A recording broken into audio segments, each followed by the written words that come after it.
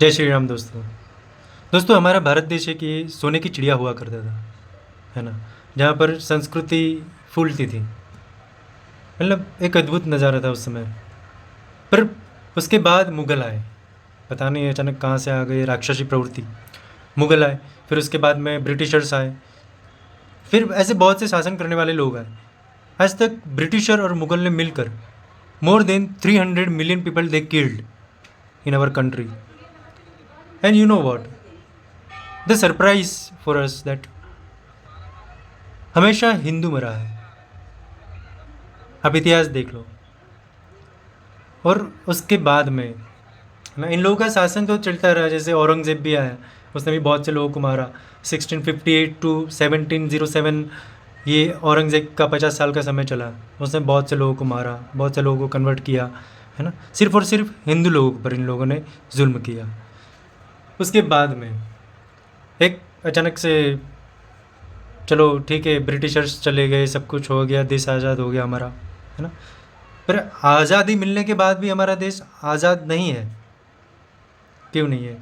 Because on 14 अगस्त 1947 में हमारे देश से एक टुकड़ा अलग हुआ, पाकिस्तान।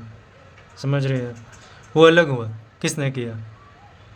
नेहरू, जिन्ना, महात्मा गांधी, जिसको मैं तो महात्मा मानता नहीं हूँ। क्यों?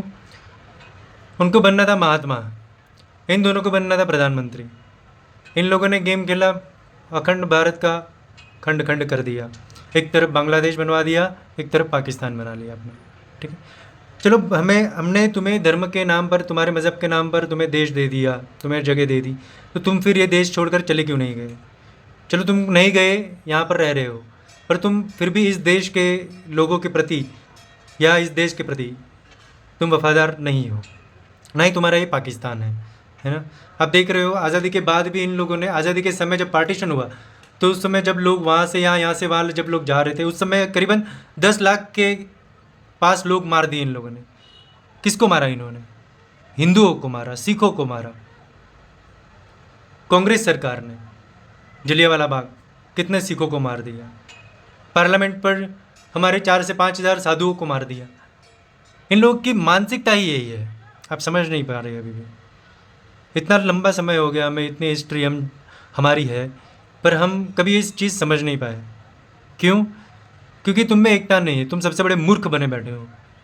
मुग़लों के समय भी कई ऐसे राजा थे जो बहादुर तो थे, लड़े, अकेले लड़े।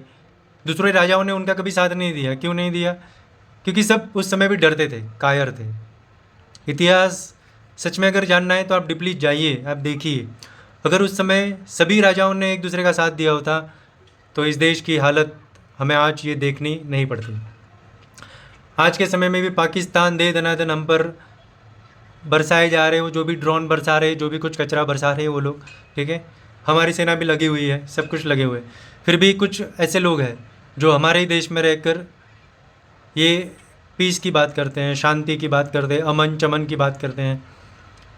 पर आप लोगों को पता नहीं है कि शांति हमेशा एक युद्ध के बाद ही आती है ना? वो आपका व्यक्तिगत जीवन हो या फिर ऐसे लड़ाई हो देश की। आप अपने व्यक्तिगत जीवन में भी देख लेना, जब कोई परिस्थिति आएगी, ऐसी कठिनाई आएगी, उसको आप पार करोगे तभी जाकर आपको पूर्णतः से शांति की प्राप्ति होगी कि चलो भाई, हम इस मुश्किल से, इस घड़ी से, इस परिस्थिति से गुजर गए हम, है ना? पर भैया, यहाँ पर धर्म की बात है और अब ये राष्ट्र की और देश की बात आ गई है। तो ये जो भी अमन शांति की बात चाहते हैं, है ना, ये तो सालों से, सदियों से चलते आ रहा है ये सब बातें करना। अब वो बातों का समय नहीं है। अब इसका जो जन्म हुआ है ना, तो उसकी मृत्यु तय होती है। वैसे ये पाकिस्तान, ये बांग्लादेश, ये सारे इनको जन्म दिया गया है, तो इनकी मृत्यु भी अब तय है। जय श्री राम।